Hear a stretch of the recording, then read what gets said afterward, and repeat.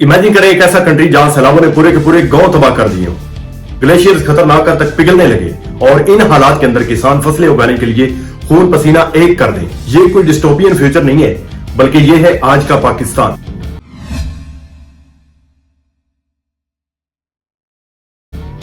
अस्सलाम वालेकुम दोस्तों, क्लाइमेट चेंज सिर्फ एक एनवायरमेंटल इशू नहीं है, बल्कि ये एक इकोनॉमिक क्राइसिस की शुरुआत है। एक ताजा तहकीक के मुताबिक साल 2020 तक क्लाइमेट रिलेटेड डिजास्टर्स की वजह से पाकिस्तान अपनी जीडीपी का 9% हिस्सा खो सकता है। दरअसल क्लाइमेट चेंज पाकिस्तान की इकोनॉमी पर कैसे असर अंदाज हो रहा है और हम इस सूरत हाल से कैसे नबरद आजमा हो सकते हैं, let's dive in. Start with my own country. Our country is amongst the top 10 nations in the world which are most affected by climate change. We depend upon our rivers. We are mainly an agricultural country, and 80% of the water in our rivers comes from our glaciers. पूरी दुनिया के अंदर जो green house gases खारिज हो रही हैं, उनमें पाकिस्तान का सिर्फ 1% हिस्सा होता है। उसके बावजूद पाकिस्तान क्लाइमेट चेंज के हिसाब से दुनिया का सबसे खतरनाक तरीन मुल्क बन चुका है। पिछली 2 दहाइयों के अंदर हमने तबाहकुन सैलाब, तवील खुश्कसाली और कई अनप्रेडिक्टेबल वेदर पैटर्न देखे।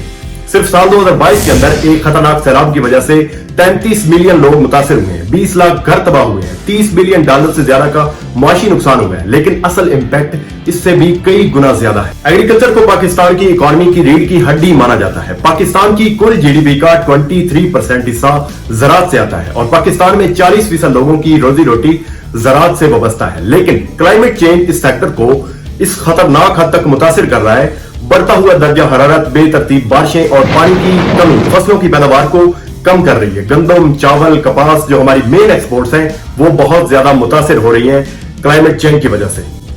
देहात तो देहात, शहरी इलाके भी महफूज नहीं रहे। हर साल गर्मियों में कराची और लाहौर जैसे शहर शदीद किस्म की हीट वेव्स का सामना करते हैं, जिससे पैदावारी सलाहियत जो है वो कम हो जाती है और एनर्जी रिसोर्सेज पर भी बहुत ज्यादा दबाव पड़ता है। हर क्लाइमेट रिलेटेड डिजास्टर के बाद रिकंस्ट्रक्शंस पर जो लागत आती है, वो पाकिस्तान को मजीद कर्जों के अंदर धकेलती चली जा रही है।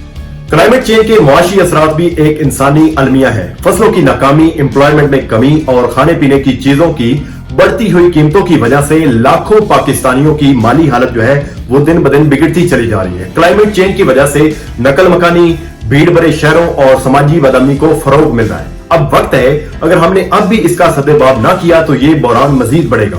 लेकिन आई होप कि पाकिस्तान क्लाइमेट चेंज के असरात को कम करने और इसके नतीजे में इकोनॉमी की नाकामी को कम करने की सलाहियत रखता है।